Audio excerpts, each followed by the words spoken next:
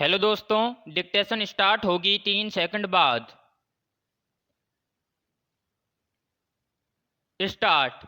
प्रकृति की प्रतिकूलताओं से उपजी विभीषिकाओं में अतिवृष्टि, अनावृष्टि, भूकंप, वैश्विक ऊष्मा, ज्वालामुखी, ग्लेशियर गलन ने समय समय पर अनहोनी कृत्यों से जनमानस को असीमित क्षति दी है।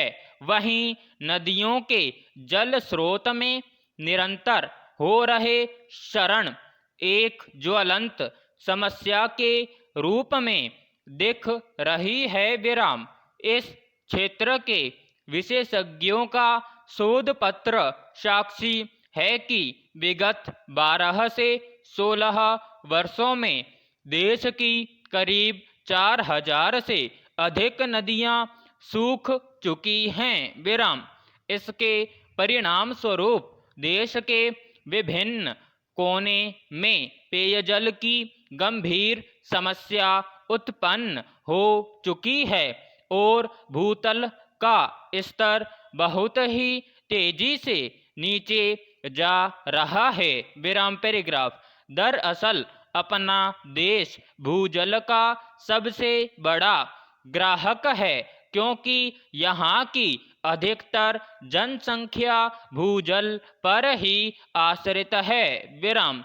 बढ़ते शहरीकरण के कारण भूमि पर कंक्रीट की वृहद संरचनाओं के महाजाल हो जाने से वर्षा जल द्वारा भूजल स्रोतों को फिर से खड़ा करने पर बड़े स्तर पर दुष्प्रभाव पड़ा है। विराम।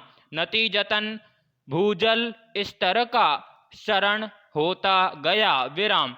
गौरतलब है कि संसार की सभी शुरुआती सभ्यताओं ने नदी के तटों पर ही जन्म लिया और समृद्ध नगरों की स्थापना भी हुई। विराम। ऑक्सीजन के बाद मानव रक्षा का प्रमुख आधार जल ही है। विराम। कहा भी गया है, जल ही जीवन है।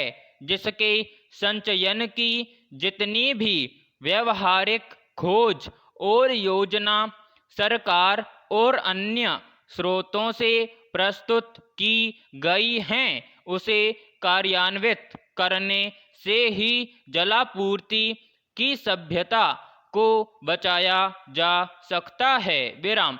यह संकट बेहद चिंताजनक है, जिससे उबरने से ही भावी संतति की रक्षा संभव है। विराम पैराग्राफ।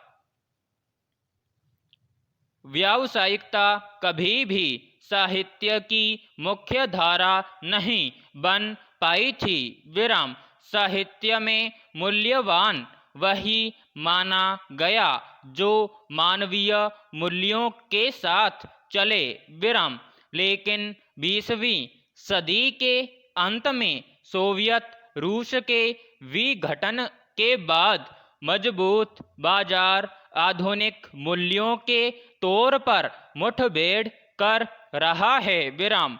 आज टीवी और इंटरनेट जैसे नए माध्यम भी हैं जो बिकाऊ साहित्य को श्रेष्ठतम बताने का दावा ठोक रहे हैं। विराम।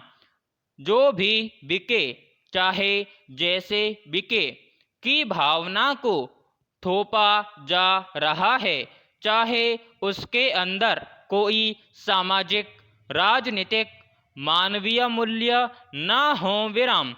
जब बिकने को ही मूल्य मान लिया जाए तो ऐसे समाज और साहित्य से किस तरह के निर्माण की उम्मीद कर सकते हैं। विराम।